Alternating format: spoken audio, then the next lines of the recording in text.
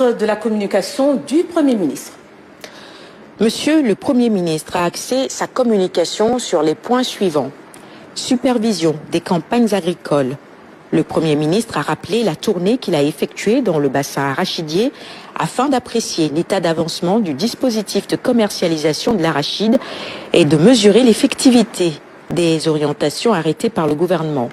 Cette mission a permis de faire des échanges directs avec les acteurs, producteurs, opérateurs économiques, huiliers industriels, transporteurs, banquiers, collectivités territoriales et services techniques de l'État et d'identifier les contraintes opérationnelles persistantes afférentes au respect du prix plancher, au manque de liquidité financière et de fluidité des paiements, à la taxe à l'exportation, à l'insuffisance des points de collecte et à leur lenteur dans le déchargement des camions.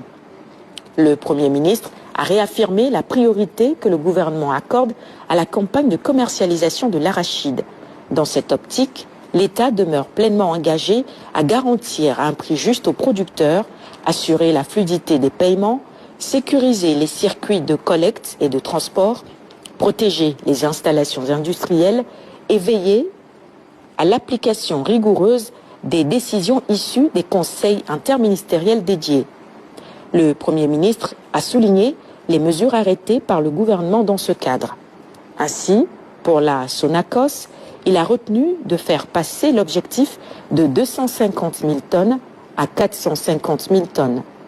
S'agissant du financement, le ministre des Finances et du Budget a pu mobiliser 50 milliards, dont 22 milliards auprès de la Banque agricole et 28 milliards auprès de la Banque nationale de développement économique, suivie une intervention par adjudication sur le marché monétaire. La subvention aux industriels sera accordée à ceux qui justifieront leur approvisionnement direct à partir des points de collecte et suivant le prix plancher. Relativement à l'exportation des graines, la suspension de la taxe de 40 francs sur le kilogramme est conditionnée à la justification de l'approvisionnement exclusif par les opérateurs exportateurs aux points de collecte agréés. Le Premier ministre a également demandé de veiller à l'installation et au fonctionnement effectif des points de collecte agréés et de mobiliser tous les moyens disponibles pour mettre un terme à l'approvisionnement des OPS par des circuits parallèles. Il préconise la révision de la politique de la filière. À cet effet, un comité sera mis en place pour formuler des propositions de la nouvelle politique arachidière du Sénégal. Enfin, à propos de la situation du riz produit dans le nord du pays, le Premier ministre a demandé au ministre chargé du Commerce de lui présenter un plan d'action opérationnel et structuré pour le déstockage et la commercialisation. Orientation gouvernementale pour la régulation entre l'industrie et le commerce.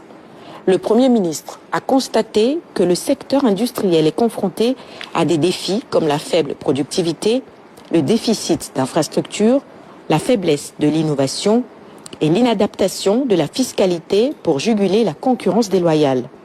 La situation des importations, marquée par un afflux massif de produits finis, plus compétitifs, entrant en concurrence directe avec la production locale, a pour corollaire une asymétrie fiscale et douanière.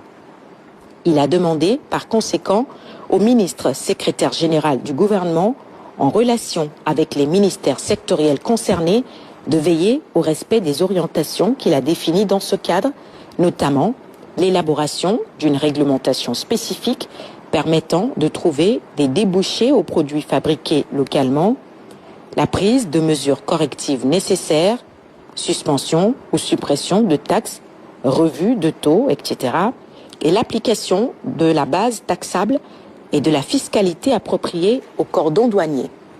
Au titre des communications des ministres.